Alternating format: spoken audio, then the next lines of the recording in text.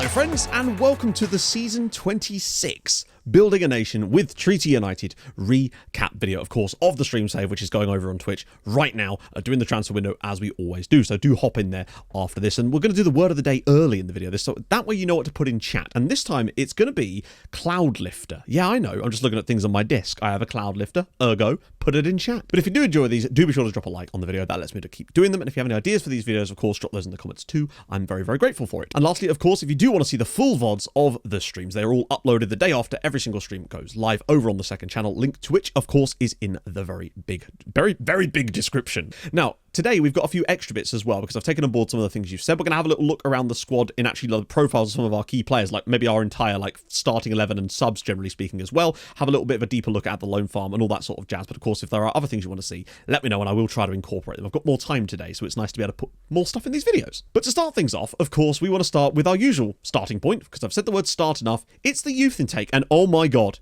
imagine the scenes when we got a player. And this is him. This is Arnar Jonasson. We got a player in our youth intake, and he's actually not awful. 16-year-old Icelandic right midfielder. We're obviously retraining him to play slightly further back so that he can fit in our system. The reason we like that is because he actually has marking ability, and positioning isn't bad. His tackling's not great, but it's not bad either for, a 16-year-old winger.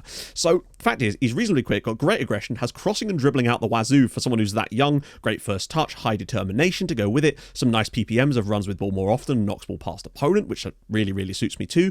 Good technique as well. So it's just really nice to see. He's definitely the best youth player we've had at the club in probably 15 years, if not further, honestly. It's been that long since we've had a guy of decent quality come through, and I love the fact that he wasn't even Irish. So this is Arnar Jonasson, brought through by the man that is Emmett Doran, of course, our head of youth development. It's just nice to have someone really good finally come through. It's not a 5-star talent, but remember, a 4-star talent in this team is an absolute baller that could be worth 50 million, honestly. That's just how good a 4-star talent in this team could be. And I'm excited to see what he becomes over the final few seasons. I say final few seasons of this save. I think we've still got at least another 7 or 8 years in this save left in us to see if we can finally get to that number 1 spot. Lots more about that, of course, coming up later on. But before we get into the in transfers, of course, it's time to look at some outs. And there have definitely been a few. There's been some spring cleaning along with some signings this year, as there always are. The first of which was Davor Jovetic, who was sold to AEK over in Greece for £9.5 million. He is a very strange one. I actually thought he was an okay player. He was just never quite good enough to be a starting player for us, and was always just a backup. And with some of the youngsters we had coming through that I wanted to give game time to, he didn't seem sensible to keep him at the club anymore, and he also hated me. He was the only player we've ever had that actively hated me and was a rival. So we sold him for £9 million, and he's gone. Another sale was that of Macaulay Corbett, a player I brought in from Bristol Rovers, just on a bit of a whim, just to bring him in. Did a bit of a loan spell at Sligo Rovers at one point, sold him to Manchester City for £25 million. Now, he's a good player, but we have better in that role, and again, had youngsters coming through that I wanted to provide space for. And when the opportunity came up to get some money, especially as we were, at the time anyway, projected to fail FFP, that ended up not happening because the projections in FM are utterly broken and don't take into account money. So, yeah, we ended up being fine on that one, but we sold him anyway for £25 million. And I think that's a good piece of business for us, really, because he wanted to leave. He had 1 year left on his deal as well. So 25 million quid for a player who had 1 year left on his deal is a bargain. Bargain for us, that is. I also sold Davor Motorov, a young Serbian, to Chelsea for £850,000. The main reason for this was couldn't find a loan. He did have a loan at Waterford, refused to go back. Chelsea said, yeah, we'll have him. So I thought, screw it, why not? Particularly as when he first joined Chelsea, his value was enormous. So I'm still expecting that we could maybe get upwards of 7 or 8 million quid in extra fees down the line. I think I actually might have already sold the clause to them now that I think about it, for like £5 million. But still, it's money and we need it. A legend of the club also left. Stanislav Spak for £5 million went to join Zenit over in Russia. He again wanted to leave. He was falling down the pecking order in the end. I mean, he joined us such a long time ago. He had 10 years at the club for £800,000. We moved him on into his 30s for £5 million. I thought that was a good piece of business because, again, just youngsters coming through. So one of the legends of the save has finally departed. Another youngster was also shipped out, Martin Sulak. You might remember from the loan video as the guy that refused to go out on loan. So I sold him to Juve for 900 grand just because they offered us. And again, I slipped in a nice cheeky 50% of next sale fee clause. I've been doing this a little bit with guys that won't ever seem to get into the loan farm system. And I know that they're never going to play for us probably. We're managing to ship them out to some quite big sides with those cheeky clauses in the end that can hopefully just get us so much money down the line. But the biggest out of them all was Norberto Araujo. We sold him to Manchester United. So the reasoning behind this, you'll look at him and go, he's brilliant. Why would you sell him? Simple fact of the matter is, every time we played him or Christensen performed better. And obviously it's nice to have two strikers that can do that, but you end up in a situation where we've got other players coming through that are capable of being our backup, and it just felt like for some reason whenever Nobby got through on goal, he just seemed to constantly, I mean, he still got a lot of goals for us, like, let's not pretend that he didn't, but he seemed to require way more opportunities to score those same goals, whether it be the composure or the finishing, I don't know, but when the time came in and we thought, you know what, now's a good time to get some money for this guy, so we did. It was £48 million in the end, which I still think was too little, but unfortunately we've been in the same problem where our players' values have just not risen along with everything else, which is a bit silly. We had that one season where all our players' values shot up to what they should be, and since then, that was when we got to the Champions League final and lost to Chelsea. We've not managed to get them back up to there at one point. So we could have maybe got over 100 at that point, but it's just the way that FM works, and this was the best we were going to get at this point. So we decided to do it, allow Christensen to be our starting striker and bring through some other guys in behind, and it got us nearly 50 million quid, and you can never say no. Well, you can. I think I would have liked more, but it has happened. Nobby has gone to Manchester United to join Juliet for a bit. Except he hasn't, because now Juliet's actually back at the club as a coach. He retired at Manchester United, refused to join us as a player, but did in fact join us as our backroom staff. So he's finally come home. Also sold Andrei Vujnovic to Slaven Belipo for £1.4 million. Came through at Dinamo Zagreb. They put a bid in. We thought, screw it, let's make this happen. It was just more sales. Other big out, I suppose, was Tiago Milan to Manchester City for £5.5 million. It was another one of these stories where I didn't think they were going to play for us that often. He had high enough potential, but couldn't get into the loan farm squads, and they offered £5.5 million. Put a 50% next sale fee clause in, same as always, you know. And then it was a surprisingly big sale. This is Amir Ali. You all know about him. We've referred to him as Aluminium Ali. For some reason, of all the players that came in, he maintained an insanely high value, and we don't know why. He was regularly worth around about the £10 million mark, despite other players being way better than him and were worth way less. We don't know why. But then, all of a sudden, a lot of the big clubs started circling, and we thought, you know what, now is a good time to try to maybe move him on. So that's exactly what we did. It's £8.5 million, rising to £11.5 million, I think, at the highest, but it, again, has a 50% of next sale fee clause in it. And when you're at Manchester City, that could be worth quite a lot of money. So we're just sowing the seeds of a lot of money down the line, which I'm hoping we can recoup through transfers later on. So again, a player we bought for, I think, £29,000 to move him on for 10 million quid in 2 seasons. That's the kind of business we've had to do to just maintain the profitability of this club. It's the only way we can survive is to buy cheap, sell high. We cannot really be afford to buy people like we did with Turbo Civic last season. I think that was a massive misstep from our part. I'm glad he came and he was worth it, but we really can't afford to do that again because the club is just not financially stable enough to allow that to happen. At one point at the end of this season, we actually slipped to okay finances. We have no idea why. It's back to rich now, but it was very strange. Over one day, it just went to okay, and we were worried that the board were going to go mental, but luckily, that's all good. So that's a lot of outs. It was over £100 million worth of sales, but we did bring plenty of players in, worry not. First of whom was Kaan Yildiz. You would have maybe seen him a couple of, we actually signed this guy several years ago, but it took so long for him to join us. It was 13 million, so that was quite a lot, and this was during that period where we were actually splashing cash around like it was nobody's business, and it was a regretful transfer. I think that he's a good player, and we might still be able to recoup a lot of that money if we could sell him to a big side with another one of these 50% clauses. I would like him in the loan farm, but so far that's not been forthcoming, so we'll have to see what happens with Kaan. He's a very good player, don't get me wrong, but 13 million, just far too much. When you look at the values on some of these guys, because of reasons, it's not ideal. Next up, though, was Eskil Hustad. This is more like it. £1.8 million from Vålerenga. These are the kind of signings we need to be targeting now, and we've really been very good, I think, this season about finding players who are cheap, quality, and immediately gain value upon joining us. He's worth nearly 20 million quid now at 18 years old. Has played a few matches for us this season, got a couple of goals in the All-Ireland Champions Cup too. I want to get him out on loan, but it's just, again, not been forthcoming just yet. But I still think he's a quality player, and we might, even if he doesn't develop, because he may not do, because of the low determination and an ambitious personality, he's the kind of guy that we could entice a massive side into an enormous bid into him potentially, and just make loads more money. Then there was Fabrizio Gragera for £2.6 million.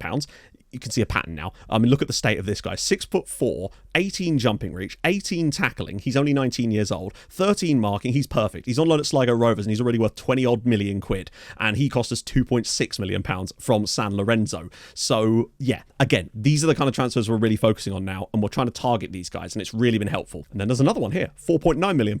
Andres Trotter. He's actually ended up becoming our second-choice striker this season. He's managed to start 15 games, six substitute appearances, has managed to bag 16 goals for us this season as well as Big Andres.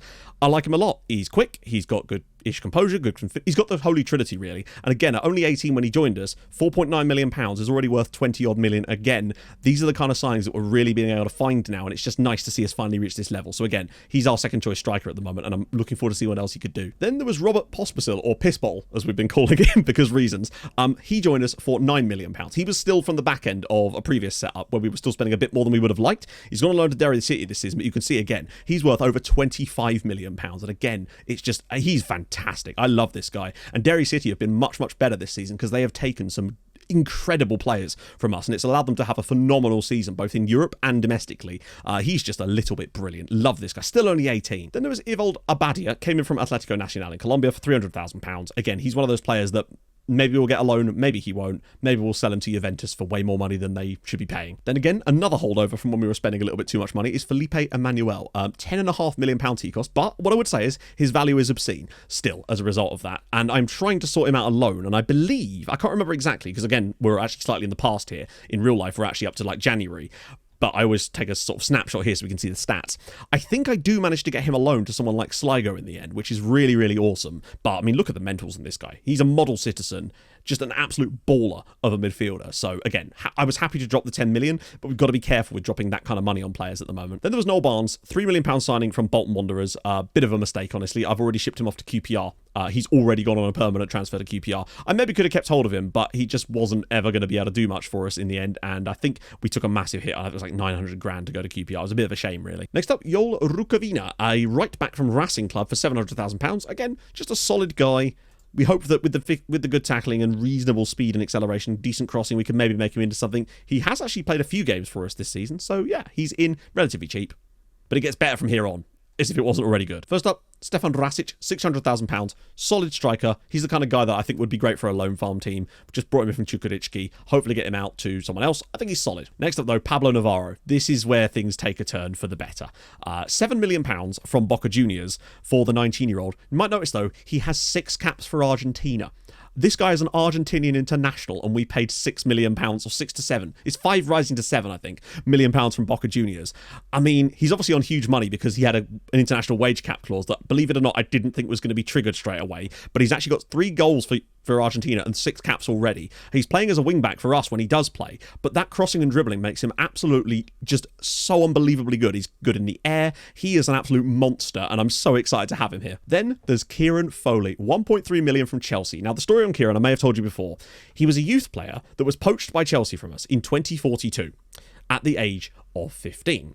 3 years later, he comes through Chelsea's youth academy at the age of 16, which was very strange to us, but apparently what happens is it's that because it always says that they're poached at 15, even if they're technically even younger than that. So what actually happened was he was poached from us at 13 and came through at Chelsea 3 years later at 16 years old. And we thought, you know what, screw it, because we knew that he had high potential, because I've never seen a player poached that had such high potential on that screen. So we thought we're going to try and bring him back. Chelsea actually let us have him for £1.3 million. So we got our lad home. He's a really solid central midfielder. He's worth 10 million quid, and he's Irish. And I think he's got full Irish international written all over him. He's 6'5" as well. So welcome home, Kieran. Then another one of these transfers that will leave your head wobbling. This is Christian Velasco from Atletico Madrid, who we paid £1.4 million for. They let us have him for 1.4 million. I don't know why. We originally tried to approach him and he was not interested. Later in the summer, he was very interested, and we brought him in for 1.4 million quid. Again, we're retraining him to play slightly deeper because it's the only role we can have him with, but the value on that deal is astonishing. Who's he wanted by? Porto for a loan. Yeah, you're not going on loan to Porto, bruv. Next up is somehow an even better transfer. This is Fidel Madrid, 16-year-old Spanish midfielder, £3.2 million from, would you believe it, Real Madrid. Real Madrid sold us a guy who was born in Madrid called Fidel Madrid. He could have been the legend of Spanish football, but no, they just sold him to us for 3.2 million quid, and we brought him in, and he's already played 13 games for us this season, 2 goals, 5 assists. He's getting game time. That's how good this guy already is.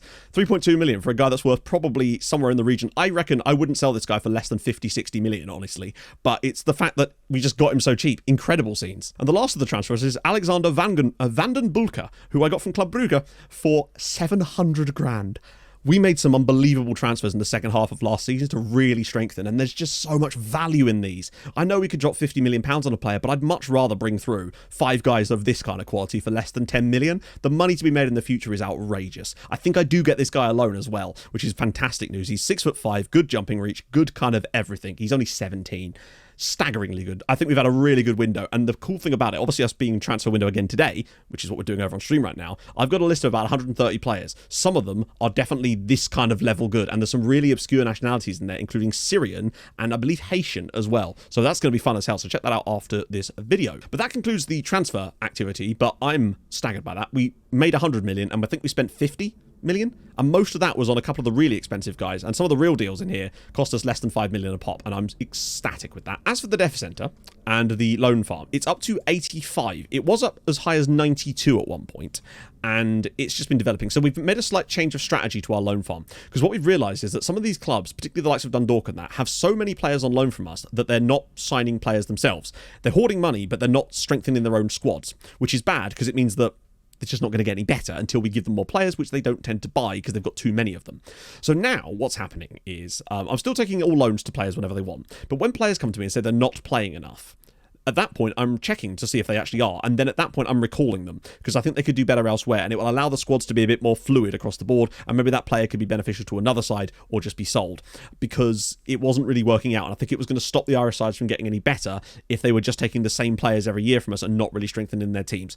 If they're playing out of position, I'm fine with that as long as they're playing. But if they're not using them, then I don't want them on loan there because they could be benefiting someone else. And it might also free up slots for them to potentially sign other people.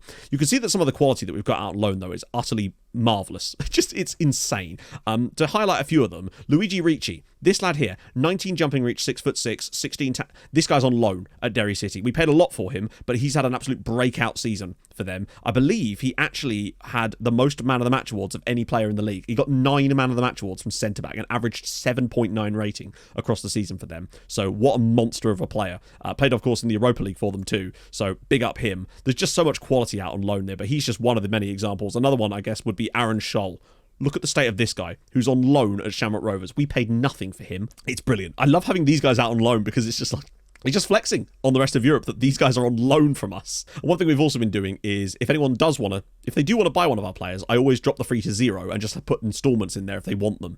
And we've actually got rid of a few people like that too over the last few seasons, mostly to Dundalk. But you can see that it kind of breaks down that Bows now have a full plethora of our players and have some nice young talent, including Steenshare in there as well, and likes of Denev and Pereira. Bray have a few. Cork City refused to take most of our guys. Liam Neeson's the guy that's probably been their best player. He's now come back because he didn't want to go back to Cork City.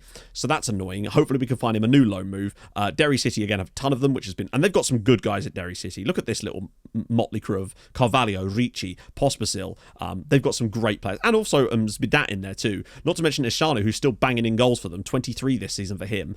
Drogheda have a few of them, but it didn't stop getting relegated hard in the face. Dundalk obviously have moon amounts of them. Sad times, though, as Unai Alonso, after 11 years on loan at Dundalk, has finally faded out of their first team and now will return to us this season as they were uninterested in renewing his loan after 11 seasons on loan, which is a shame. I was kind of hoping he might finish his career there. Ended up having 43 caps for Ireland in that period, and he's still a great player, but they've just got some slightly better guys now that are just taking up that time. I think the main guy for them that's been banging in the goals is this man here, Pavel Hanush, the youngster that we signed from Slovan Liberec. Again, decent value for him, just gave him a new contract. He's back out on loan again. He's just been smashing it. 23 goals for them this season. Lovely little gap in his teeth there as well. But again, Shamrock have got loads of players from us. Longford just refused to take them. One guy on loan into Miami there too. Sligo, of course, have a lovely bunch as well, including some really high talent to guys like Daniel Antonio, the striker from last season that I showed you, did get out on loan and did bang 22 goals for them. The one downside was that so Sligo's best scorer last year was Luis Mesa, who got like 20, 30 goals for them. They then returned him to us, but then they took Daniel Antonio. Mesa then went on loan to Dundalk, but again, didn't play that much. That was mostly from the bench. So he is another guy who should be playing more. Like, look at the state of this guy. He should be playing for someone. But once again, he's been unable to find a loan move. Or sorry, he didn't really find much form at Dundalk because he didn't play enough. However, he's now gone on loan to Shamrock for the following season, so he might finally find a home there as they've returned Haijin Wan to us. It's at least these guys are consistently getting loans. But yeah, that's the way the loan farm's looking. I promised you a slightly deeper dive into it. St. Pat's have a lot of players from us on loan, but they're still dreadful. Even with some really good players, they've still been utterly shocking. I guess they've just got really unlucky with some of the guys they've picked up, even though they do have the likes of Conceição, who's clearly going to be a very talented keeper one day. It's mad. He's going to be in the second tier with them next season. Oh no, he won't. He'll just be struggling in the top flight with them. But yeah, that's how the loan farm's shaping up. So now let's take a little look at the league situation, just briefly. As you can see, it was a fairly straightforward title for us. 149 goal difference. Now, we made a slight change to our tactic towards the end of the season to test something out. We basically built a tactic. It's the same shape, but it has every single role on attack every single role, including the goalkeeper and all the defenders. I'll show you in a bit. And we've been testing it in some games just to see if we could have some slightly better league performances and get more goals in the league, build form up and whatnot. And it kind of worked. So next season, I expect to see us score over 200 goals. I would not be surprised. Dundalk, of course, comes second. They always do. Shamrock sneaking into third spot. But there's Derry City sneaking into the Champions League places. That's how good some of the loans they got off of us this season were, including, as you can see, Luigi Richie with his 9 man of the match performances. If it wasn't for our team smashing it on there, I imagine he would be very... Yeah, there he is. In a sea of treaty players, Luigi Richie stands out massively. I'm trying to find the first player in this league on this list. Not one of the top 20 is not on loan or playing for us, which is just kind of funny. Christensen banked 40 goals in the league this season, breaking the record set by Paolo Vinicius of 37. I think next year he has a potential to get even more. We'll show you more of these guys later on though, but yeah, pretty straightforward stuff. Cork will get Europa Conference League, Sligo and Bowes go into the Europa League, but look how close it is between these guys. That's what's most exciting, that they're really on that level. We just don't have that 7th team that can really compete yet. Cork did get Europa Conference League, but you'll see that they're 35 points behind 6th spot and finished with a minus 36 goal difference. So they've not yet cottoned on to having the quality players from us because they refuse to take them. But hopefully we can try and sort that out. Otherwise we'll have a very weak 7th team in Europe at the moment. But we have, of course, had our first full season of having 7 sides playing in Europe, and that's been fun. More on that in a bit. As for the second tier, of course, it's fairly straightforward as always, in that Longford Town managed to win the title in the end. Waterford, despite their plus 51 goal difference, had to settle for coming up through the playoffs. But it is the first season in a while that we've actually had 2 sides promoted. So that's nice. Maybe Longford could establish themselves this season and not be utter dog water. A guy can dream, right? We also won all the trophies, as you would imagine. All the domestic stuff anyway. But now it's time to talk about Europe and what we achieved in the Champions League last season and what we're up to this season. So let's get cracking with that. So as you know, we drew Porto in the Champions League knockouts and it was an absolute whitewash, just completely comfortable. First leg, 5-1 victory away from home, 2 for Valve, 2 for Christie, 1 for Lindbergh. A cheeky one in there from former Dundalk player, Dennis Munch, but it wasn't enough as we smashed them 5-1, comfortably basically through to the next round with that alone. But we weren't entirely convinced with that as we did beat them 2-1 to bring it to a 7-2 victory on aggregate. Manea got a goal. They actually equalised from the penalty spot, somewhat against the run of play, you might say, but then Stefan Valve bailed us out in the 92nd minute to at least guarantee us some extra coefficient points and another win through to the quarterfinals. And it was from here that things really exploded. Against Manchester City in the first leg, 4-2 victory. It was a very tight game. There should not have been 6 goals in this one, but there was in the end. And we were 3-2 up going into the final few minutes of this game. But again, Stefan Valve with a late goal, giving us a crucial goal to give us a 4-2 victory going into the second leg. 2-goal lead is so much more important than a 1-goal lead going to the Etihad because we know what can happen in those matches. And it's just as well we bloody did because it was an absolute bloodbath of a game, honestly. We found ourselves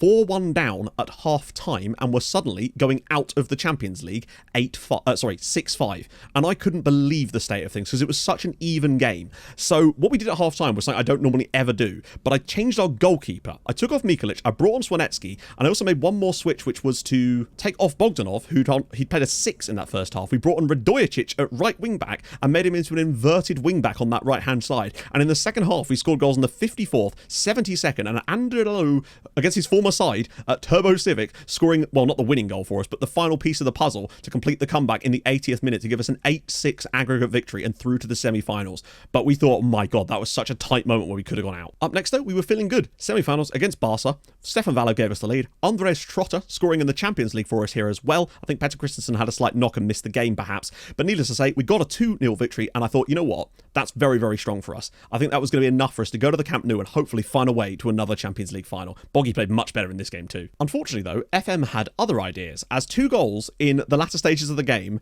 from Barcelona took it to 2-2 and thus to extra time. We had 3 XG's worth of chances in this match and didn't score a single goal. All we needed was 1 goal and this wouldn't have been a problem. I thought we were going to get screwed again. We went to penalties in this tie, and luckily Swanetsky, who I'd given the start thanks to his performances against Manchester City, saved 2 penalties in the shootout, and it was enough to push us through to our 3rd Champions League final of the save. And would you believe it, friends? It was against Chelsea.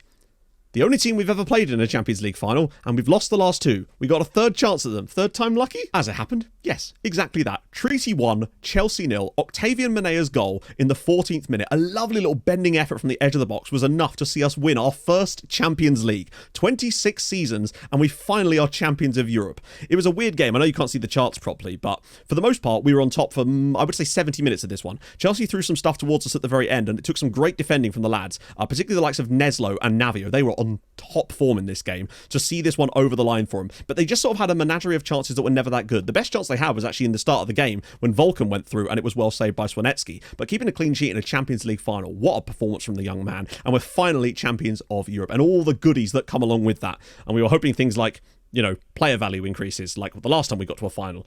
But no, FM had other ideas. We just weren't allowed that. Luckily, it was this win, I think, that gave us the potential to sign people like Velasco from Atletico, because he wouldn't even consider us before. And then immediately after we'd won it, he wanted to join us. So it's made us way more clouty on full-on national level, and that's really, really helped us. And finally, of course, won our first Champions League. Now, as for the other Irish sides, let's quickly dip on in them then. Of course, last season, Dundalk faced off against Juventus and only went out 2-1 on aggregate after a 0-0 draw. They really are this close to actually getting through to a quarter-final. They've not lost a first round knockout tie, the two that they've been in, by more than one goal at any stage to Liverpool and Juve. They're so close to being that little bit better, but they did sadly go out there. Slightly easier though it was for Shamrock Rovers as they comfortably dispatched Dinamo Kiev to go 3-0 winners and through to the next round. It was unfortunately there that they were dumped out 5-1 on aggregate by Benfica, who of course I believe went on to win yet another Europa League. So they're an extremely strong side. Oh no, they didn't, that's not true. Liverpool beat Galatasaray in the final, but Benfica got to the semis. So Shamrock were out unfortunately at that point. It wasn't great for us in the knockouts at all. Of course, due to the way things panned out, we didn't have anyone in the Europa Conference League, and that was kind of the end of our European journey. So not the best year for us. It did not help us in points. Even though we won the Champions League, we had our worst season of the last 5 years. That just shows you how important it is to have the other Irish sides doing stuff for you and how difficult it can be to get them to do that stuff.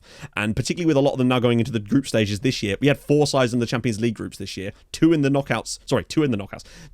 group stages of the Europa and 1 in the Europa League conference group stages. So yeah, it was going to be tough for us this season, so let's just see how we went. For us, it was relatively straightforward. Porto, Ajax, Rangers in our group, scored 13, conceded 4, won 5 out of 6. The only points that we dropped was away at Porto, where they scored there. We actually conceded our only shots on target against in the first 2 matches. Unfortunately, we only scored once against Porto, and it didn't go all that well, but we did manage to win our group fairly comfortably, straight through to the next round, where we will play against Juventus in the first knockout round, and I think they're definitely beatable. But what about the other Irish teams? Well, Shamrock Rovers actually did it. They got 3rd in their group by beating Sevilla. They had 1 win and it was a 1-0 victory against Sevilla. In the end, they managed to survive and grab that 3rd spot and thus Europa League knockout performance by goal difference in the end. By having a slightly better goal difference, they scored a few more goals and did very, very well to get 3rd spot, which means it is us through to the knockouts of the Champions League, Shamrock in the knockouts of the Europas. It's already looking better. And that same persisted into the next group as Dundalk were paired with, once again, Milan and Besiktas. The only difference this year was Chelsea instead of, I believe, Real Madrid.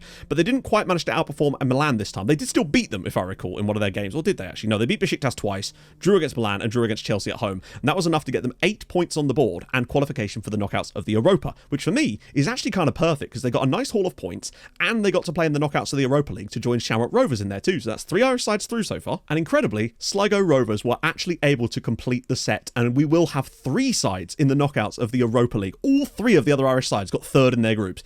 Utterly perfect. And to be honest with you, Sligo damn near got out this group. If it wasn't for the defeat on the final day to Dortmund, they could have got through. They smashed Shakhtar away from home. They also beat Liverpool, which is incredible. They were bottom of the group at the early stages, and then managed to get those 2 wins to see them sneak into 3rd spot, and they had a chance of, they even could have won the group on the final day if things had gone their way. But luckily, I say lucky, in a way it is actually kind of lucky. So that is us in the Champions League. All 3 of these guys through to the Europa League knockouts, and that's just so damn good. What about the Europa League though? Well, the good news just keeps on coming. Bose got out of their Europa League group. At one point, they were dead bottom of that. They managed to, I think, take 7 points. No, not 7 points. I think it was literally, they won the last 3 games in the group, if I recall, actually.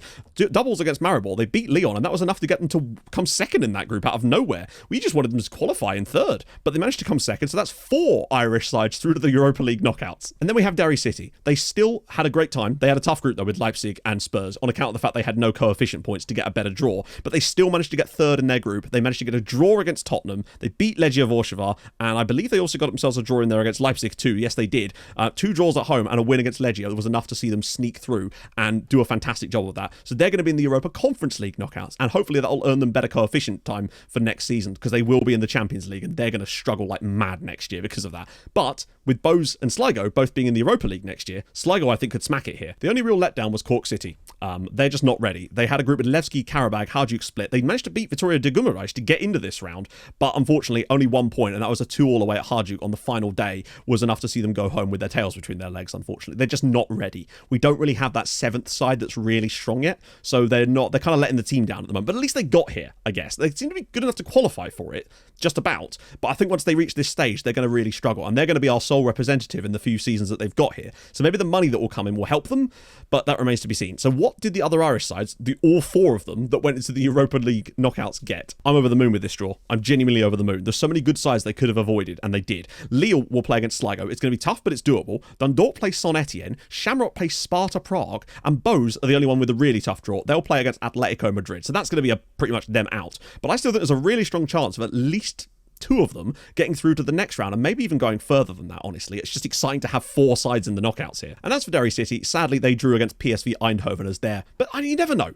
It seems unlikely, but you never know. It's just nice to have 6 sides in the knockouts in the same season. It's going to give us a chance, because of course the problem we've got is that with 7 sides in Europe, all of the points that we gather are divided by 7 now, so we need to be even better.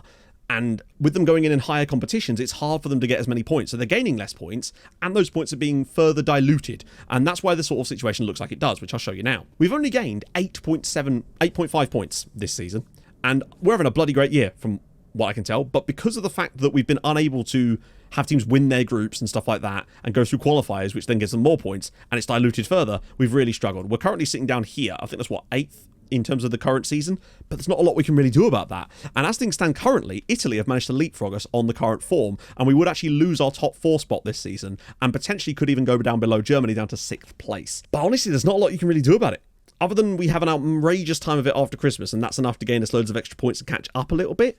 Might be doable, but I think what it might take is having a few seasons of what we currently got, and then having a drop-down season where they suddenly drop into slightly easier competitions again, but their squads will be so much better to the point where they might be able to burst out with like a 20, 21-point season to throw us back up into the mix again, and they might then be ready to tackle it. I think we might have to do a bit of yo-yoing inside and outside of the top 4 in order to make this work for us, because we just need that little bit of extra quality at those other sides, give them a chance to finance themselves a little bit, and allow them to bring in some players of their own, which is what we're changing the loan market thing for. So that's the situation at the moment.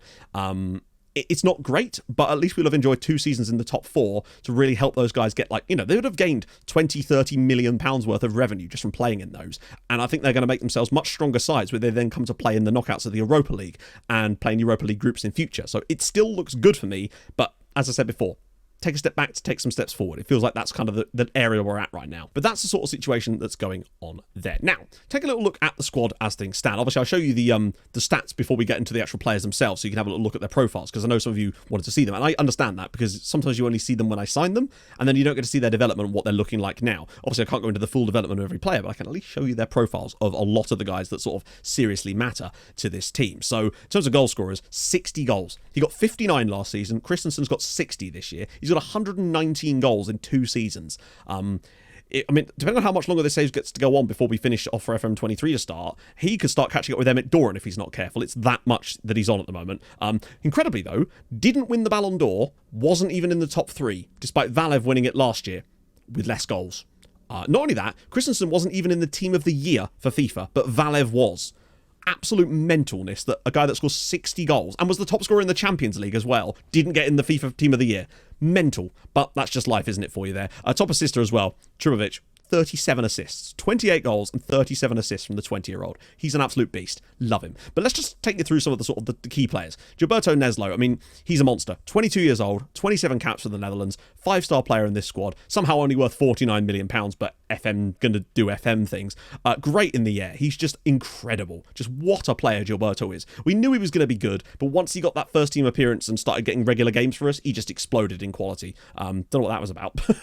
But you can't really see further back than that, unfortunately. Niakchu, of course, we've always known. He was our first sort of world-class talent, and he remains being so. 26 years old, 60 caps for Romania, still an absolute beast. Another 36 appearances this year, 19 assists to his name. He's just a very, very good player, and he will probably be our left winger for a while. He's got lower contract here, but don't worry, I've extended his contract now. Then, of course, there is Angelo Supervision after 1 season, and to be fair, when you come in and are that prolific, what was it he got? 62 goal contributions in his first full season at the club? He's just ridiculous. I love him to death. Still on a breakthrough prospect contract as well. Christensen himself, of course, this is the difference. When you look at him compared to Nobby, you can see where Christensen really stands out. That speed, composure, dribbling. He's just decisions. He's just that little bit more elite than Norberto. 21 goals for Denmark as well. Only worth £30 million because, again, this game is broken. He's just insane. Only 55 here, but there's obviously because it doesn't count some of the goals he scored in the knockouts last year because of the way that the league systems work. But over the calendar year, he scored 60 goals. He's just ridiculous. What a man. 40 goals in 25 league games. Then we've got one of the other centre-backs in Predrag Lukacic. Had a poor game in the Champions League final, but it wasn't really his fault. He didn't really do anything. The issue was just that he was never in a position to win the ball, but he was still steady as a rock. 23-year-old Croatian. Again, monster at the back. Brilliant player. Just love him. Then, of course, there's Stefan Valve, who is never going to be as prolific in terms of goals compared to Christensen, but he still manages to get, 28 in the league. He still scored a few in the Champions League as well, had some injuries that cost him some places there too. He's just a fantastic all-round player and still only 23 years old. Only got 9 goals for Bulgaria. He's not like an elite player, but he's still an absolute top quality player, and he's a great strike partner and foil for Christie. Then there's Bogdanov, of course, the winger, who's now become an absolute world-class right wing-back, and boy is he, apart from that one game. Again, fantastic player. Just done a great job for us. Still only 23 again. Lots of youngsters coming through that are our best players, and that's a really good sign. 19 assists this year. A little bit of a downward one from him, but he did only actually play 20. He only started 20 games for us this season. So maybe that's part of the reason for it. He did have quite a major injury at one point. Then on the left-hand side is Dragan Radojicic. This man is a backup to us. A backup left wing-back. And this is how good he's been for us this season. Only started 8 matches, 27 substitute appearances, but he was integral in pulling that game back against Manchester City. He was beautiful in that second half. I think he got 2 assists in that game. No, he can't have done.